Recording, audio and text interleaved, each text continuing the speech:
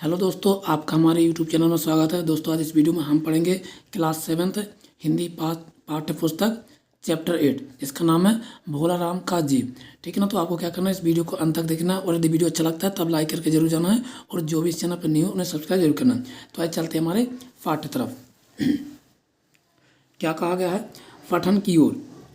ऐसा कभी नहीं हुआ था। धर्मराज लाखों वर्षों से असंख्य असंख्य जिसका अर्थ होता है, क्या होता है, जिन्हें गिना ना जा सके। ठीक है ना, यानी काउंटलेस आदमियों को कर्म और सिफारिश के आधार पर स्वर्ग या नरक के निवास स्थान अलाट करते आ रहे थे, पर ऐसा कभी नहीं हुआ था। ठीक है ना, चलते हैं आगे। सामने बैठे चित्रगुप्त बार बार चश्मा पोंछ, बार बार थूक से पन्ने पलट रजिस्टर पर रजिस्टर देख रहे थे। गलती पकड़ में ही नहीं आ रही थी। आखिर उन्होंने खींचकर रजिस्टर इतने जोर से बंद किया कि मक्खी चपेट में आ गई। उसे निकालते हुए भी बोले, महाराज रिकॉर्ड सब ठीक है। भोलाराम के जीव ने 5 दिन पहले देह त्यागी और यमदूत के साथ इस लोक के लिए रवाना भी हुआ, पर यहाँ अभी तक नहीं पहुँचा। धर्मराज ने पूछा, और वह दूत कहाँ है? महाराज वह भी लापता है। विचित्र रहस्य है। उसी समय द्वार खुले और एक यमदूत बड़ा वधावास वहाँ आया। वधावास इसका अर्थ क्या होता है?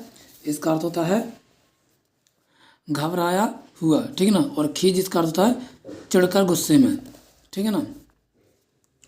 वहाँ आया। उसका मौलिक कुरूप जिसका क्या अर्थ होता है, बदसूरत, यानी जो सुंदर ना हो। ठीक है ना। तो बदसूरत चेहरा परिश्रम, परेशानी और भय के कारण और भी विकृत हो गया था।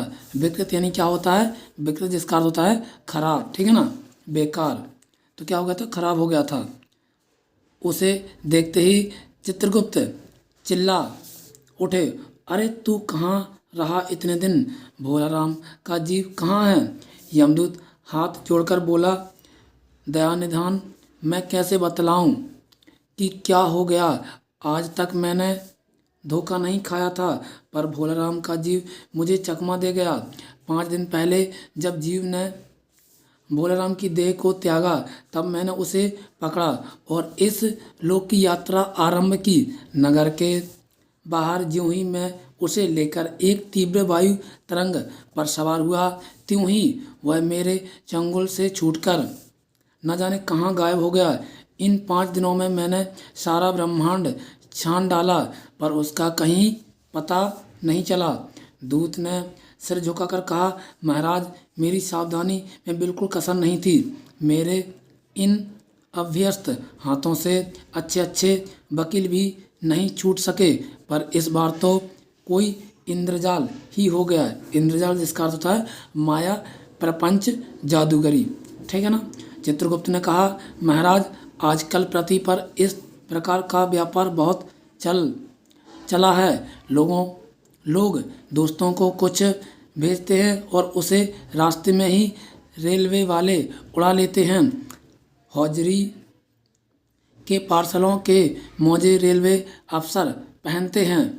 मालगाड़ी के डब्बे रास्ते में कट जाते हैं। एक बात और हो रही है, राजनीतिक दलों के नेता विरोधी नेता को उड़ाकर बंद कर देते हैं। कहीं भोलाराम के जीव को भी तो किसी विरोधी ने मारने के बाद दुर्गति के लिए नहीं उड़ा दिया। दुर्गति जिसका अर्थ था बुरी दशा। ठीक है ना।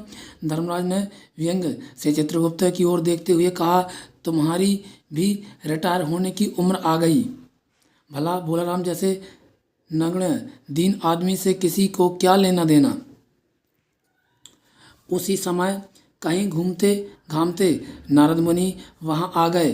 धर्मराज को गुमसुम बैठे देखे बोले, क्यों धर्मराज कैसे चिंतित बैठे हैं? क्या नरक में निवास स्थान की समस्या अभी हल नहीं हुई? धर्मराज ने कहा, वह समस्या तो कभी की हल हो गई। नरक में पिछले सालों से बड़े गुणी कारीगर आ गए हैं, कई इमारतों के ठेकेदार हैं जिन्होंने पूरे पैसे लेकर रद्दी रद्दी यानी बेकार इमारतें बनाई। बड़े बड़े इंजीनियर भी आ गए हैं जिन्होंने ठेकेदार से मिलकर पंचवर्षीय योजनाओं का पैसा खाया। ओवरसीयर हैं जिन्होंने उन मजदूरों की हाजिरी भरकर पैसा हड़पा जो कभी काम पर गए ही नहीं। इन्होंने बहुत जल्दी नरक में कई इमारतें तान दी हैं। वह समस्या तो हल हो गई, पर एक बड़ी विकट उलझन आ गई है। भोलाराम नाम के एक आदमी की 5 दिन पहले मृत्यु हुई। उसके उसके जीव को यह दूत यहाँ ला रहा था कि जीव इसे रास्ते में चकमा देकर भाग गया। इसने सारा ब्रह्मांड छान डाला, पर वह कहीं नहीं मिला। अगर ऐसा होने लगा तो पाप पुण्य का भेद मिट जाएगा। नारद ने पूछा, उस पर इनकम टैक्स तो बकाया नहीं था, हो सकता है उन लोगों ने रोक लिया हो। चित्रगुप्त ने कहा, इनकम होती तो टैक्स होता, भुखमरा था। नारद बोले, मामला बड़ा दिलचस्प है। दिलचस्प जिसका अर्थ होता है क्या होता है, रोचक, ठीक है ना, यानी रुचिकर। नारद बोले, मामला बड़ा दिलचस्प है यानी रुचिकर है। अच्छा, मुझे उसका नाम पता तो बताओ, मैं पृथ्वी पर जाता हूँ। चित्रगुप्त ने रजिस्टर देखकर बताया, भोलाराम नाम था उसका। जबलपुर शहर में घमापुर मोहल्ले में नाले के किनारे एक 1.5 कमरे के टूटे फूटे मकान में वह परिवार समेत रहता था। उसकी एक स्त्री थी, 2 लड़के और लड़की। उम्र लगभग 60 साल। सरकारी नौकर था। 5 साल पहले रिटायर हो गया था। मकान का किराया उसने 1 साल से नहीं दिया, इसलिए मकान मालिक उसे निकालना चाहता था। इतने में भोलाराम ने संसार ही छोड़ दिया। आज 5वां दिन है। बहुत संभव है कि अगर मकान मालिक वास्तविक मकान मालिक हैं तो उसने भोलाराम के मरते ही उसके परिवार को निकाल दिया होगा। इसलिए आपको तलाश में काफ़ी घूमना पड़ेगा। माँ बेटी के सम्मिलित कृंदन जिसका क्या अर्थ होता है, इसका अर्थ होता है रोने की आवाज़, यानी कृंदन यानी रोने की आवाज़ से ही नारद भोलाराम का मकान पहचान गए। द्वार पर जाकर उन्होंने आवाज़ लगाई, नारायण नारायण। लड़की ने देखकर कहा, आगे जाओ महाराज। नारद ने कहा, मुझे भिक्षा नहीं। दोस्तों यहाँ समझ नहीं आ रहा क्या लिखा हुआ है, थोड़ा सा यहाँ पे क्या ब्लर हो गया है ना, डार्क हो गया, इसलिए थोड़ा समझ नहीं आ रहा। इसके आगे से पढ़ते हैं के बारे में कुछ पूछताछ करनी है। अपनी माँ को जरा बाहर भेजो। भोलाराम की पत्नी बाहर आई। नारद ने कहा, माता भोलाराम को क्या बीमारी थी? क्या बताऊं, गरीबी की बीमारी थी। 5 साल हो गए पेंशन पर बैठे, पर पेंशन अभी तक नहीं मिली। हर 10-15 दिन में एक दरख्वास्त देते थे। दरख्वास्त जिसका क्या अर्थ होता है, अर्जी या प्रार्थना। और पेंशन जिसका अर्थ होता है नौकरी से रिटायर होने के बाद प्रतिमाह मिलने वाली राशि, ठीक है ना। पर वहाँ से या तो जवाब आता ही नहीं था, और आता तो यही कि तुम्हारी पेंशन के मामले पर विचार हो रहा है। इन 5 सालों में सब गहने बेचकर हम लोग खा गए, फिर बर्तन बिके, अब कुछ नहीं बचा था। चिंता में घुलते घुलते और भूखे मरते मरते उन्होंने दम तोड़ दिया। नारद ने कहा, क्या करोगी माँ, उनकी इतनी ही उम्र थी। ऐसा तो मत कहो महाराज, उम्र तो बहुत थी। 50-60 रुपया महीना पेंशन मिलती तो कुछ और काम कहीं करके गुजारा हो जाता, पर क्या करें, 5 साल नौकरी से बैठे हो गए और अभी तक एक कौड़ी नहीं मिली। दुख की कथा सुनने की फुर्सत नारद को थी नहीं। वे अपने मुद्दे पर आए। माँ, यह बताओ कि यहाँ किसी से उनका विशेष प्रेम लगाव था जिसमें उनका जी लगा हो? पत्नी बोली, लगाव तो महाराज बाल बच्चों से ही होता है, नहीं परिवार के बाहर भी हो सकता है। मेरा मतलब है किसी स्त्री। स्त्री ने गुर्रा कर नारद की ओर देखा, बोली, कुछ मत बको महाराज, तुम साधु हो, उचक्के नहीं हो। जिंदगी भर उन्होंने किसी दूसरी स्त्री को आंख उठाकर नहीं देखा। नारद हंसकर बोले, हाँ तुम्हारा यह सोचना ठीक है, ठीक ही है। यहीं पर अच्छी गृहस्थी का आधार है। अच्छा माता, मैं चला। स्त्री ने कहा, महाराज आप तो साधु हैं, सिद्ध पुरुष हैं, कुछ ऐसा नहीं कर सकते कि उनकी रुकी हुई पेंशन मिल जाए, इन बच्चों का पेट कुछ दिन भर जाए। नारद को दया आ गई थी। वे कहने लगे, साधुओं की बात कौन मानता है। मेरा यहाँ कोई मठ तो है नहीं, फिर मैं भी सरकारी दफ्तर में जाऊँगा। फिर भी मैं सरकारी दफ्तर में जाऊंगा और कोशिश करूंगा। वहां से चलकर नारद सरकारी दफ्तर में पहुंचे। वहां पहले ही कमरे में बैठे बाबू से उन्होंने भोलाराम के केस के बारे में बातें की। उस बाबू ने उन्हें ध्यानपूर्वक देखा और बोला, भोलाराम ने दरख्वास्तें तो भेजी थीं, पर उन पर वजन नहीं रखा था, इसलिए कहीं उड़ गई होंगी। नारद ने कहा, भाई ये बहुत से पेपर वेट तो रखे हैं, इन्हें क्यों नहीं रख दिया। बाबू हंसा, आप साधु हैं, आपको दुनियादारी समझ में नहीं आती। दरख्वास्तें पेपर वेट से नहीं दबती। खैर आप उस कमरे में बैठे बाबू से मिलिए। नारद उस बाबू के पास गए। उसने तीसरे के पास भेजा, तीसरे ने चौथे के पास, चौथे ने पांचवें के पास। जब नारद 25-30 बाबुओं और अफसरों के पास घूम आए, तब एक चपरासी ने कहा, महाराज आप क्यों इस झंझट में पड़ गए। आप अगर साल भर भी यहाँ चक्कर लगाते रहे तो भी काम नहीं होगा। आप तो सीधे बड़े साहब से मिलिए, उन्हें खुश कर लिया तो आप अभी काम हो जाएगा। नारद बड़े साहब के कमरे में पहुँचे। बाहर चपरासी ऊग रहा था, इसलिए उन्हें किसी ने छेड़ा नहीं।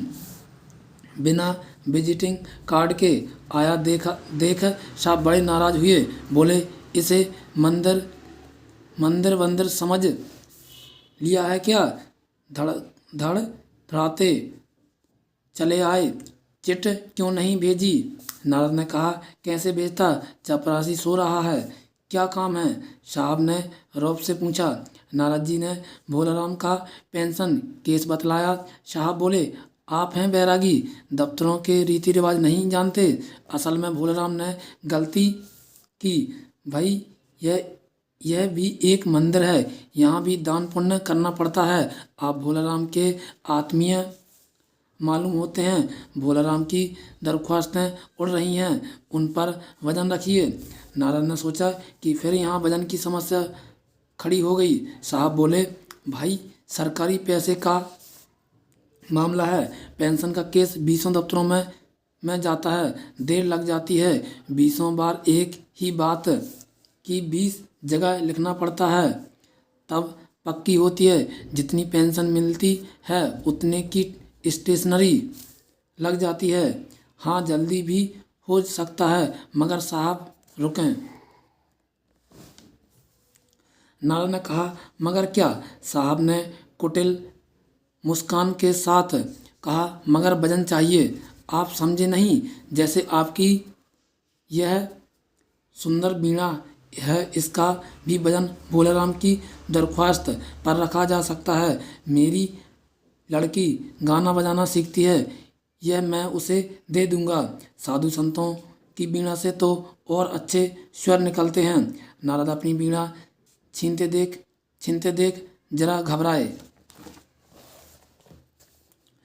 पर फिर संभलकर उन्होंने वीणा टेबल पर रखकर कहा, यह लीजिए, अब जरा जल्दी उसकी पेंशन का ऑर्डर निकाल दीजिए। साहब ने प्रसन्नता से उन्हीं कुर्सी दी, वीणा को एक कोने में रखा और घंटी बजाई। चपरासी हाजिर हुआ।